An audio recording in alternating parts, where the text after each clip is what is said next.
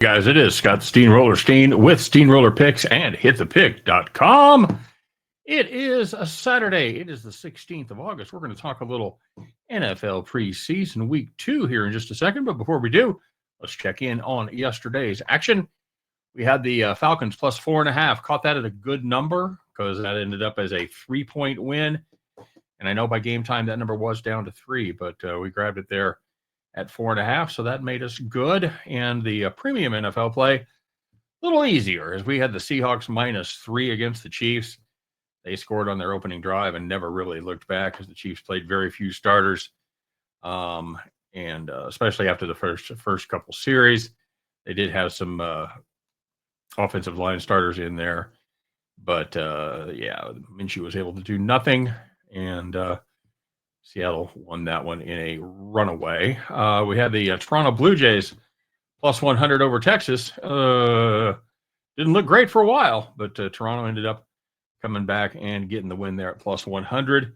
I had the same play a lot of you guys had. I had the Houston on the run line at -111. And, Valdez gave up the most earned runs he's given up at home since April.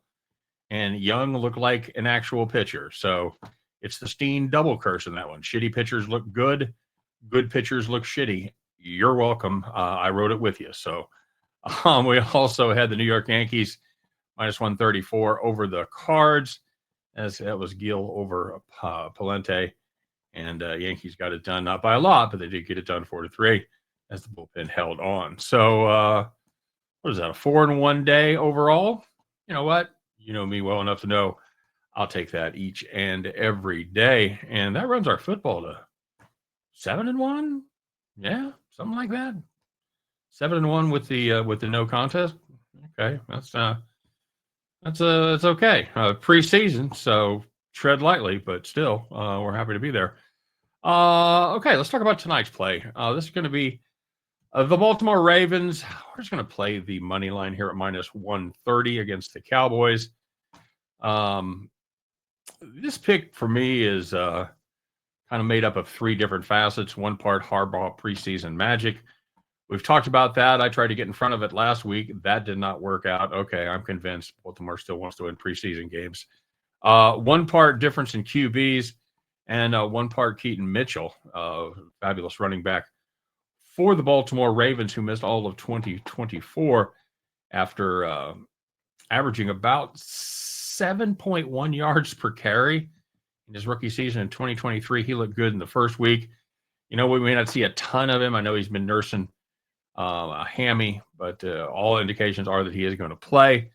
And he was an absolute beast against the Colts. He ran 9 times for 64 yards. Yep, that's pretty much what he does, average 7 yards a carry.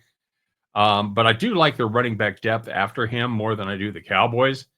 That's also a big factor for me as well. And like I mentioned before, I also like the QB matchup. In particular, I like Cooper Rush over Joe Milton. Baltimore only threw the ball 16 times in their game against Indy. A lot of that was due to short fields. There was a return for a touchdown. So, a lot of reasons there they didn't run a ton of plays.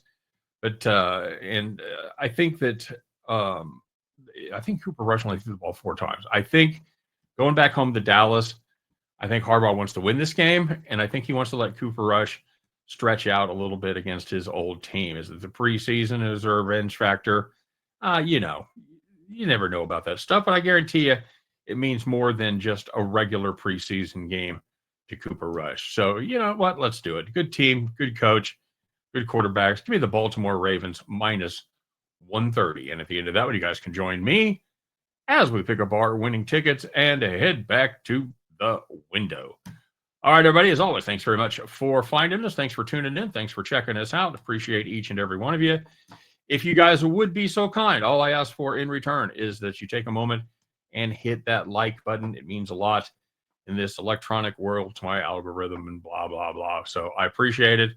Thank you. Thank you in advance. And, of course, if you haven't subscribed to the channel already, good time to take the opportunity to do that. Hit that subscribe button, ring the bell, and get notified every time I put up brand new content. And last but not least, let us know what you're playing. We have a little friendly contest here every day. Well, when I can remember to grade them, that is. But we do it every day. People drop plays in the comments section. You make money. I tell you, good job. I give you the shout out for making money because that's what it's all about. And if you make the most money, you will be the capper of the day, a title that is highly coveted across the land. So, as I mentioned, we forgot to grade them last night. So I've got doubles here. And unfortunately, not great results for the comment section. Come on, guys, you got to pick it up. On Thursday's action, it was Captain Bry. Captain Bry did a nice job. He went 2-1. He had the Phillies Nats first 5 under 4.5. He also had the D-backs Rockies first 5 over 6. Smart way to play that. I played full game and got smoked. So nicely done, Captain Bry. Unfortunately, he missed out on the Mets team total over 4.5 at minus 115. So Captain Bry, he goes 2-1 at plus 85. But you know what, brother? That's good enough because that makes you the capper of the day. And yesterday's action, again, we had just one profitable capper. I feel bad, T-Train. You rode with me so many times, buddy. You were bound to get burned as we rode the Houston run line together. So Framber Valdez, who knew? So the only profitable capper was Justin McKelvey. Justin had the Sparks in the WNBA over 90.5 team total. They landed 94 in that one. Had the Red Sox run line minus 1.5 at plus 125. Sorry, Red Sox, got to win the game before you can cover. And he also had the Rays over 8. Easy money there at minus 105. So 2-1 on the day. I screwed that up. Yeah. It's 2-1 on the day, plus 75. Oh, no. Plus 2, plus 100. I had it right.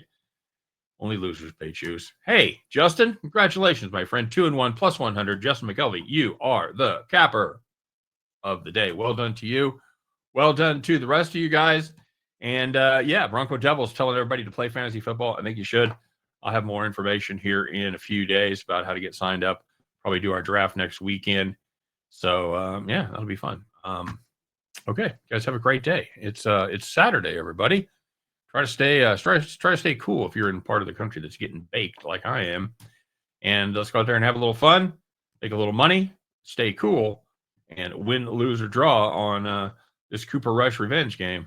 I'll be back tomorrow to talk all about it. Take care, and we'll see you then.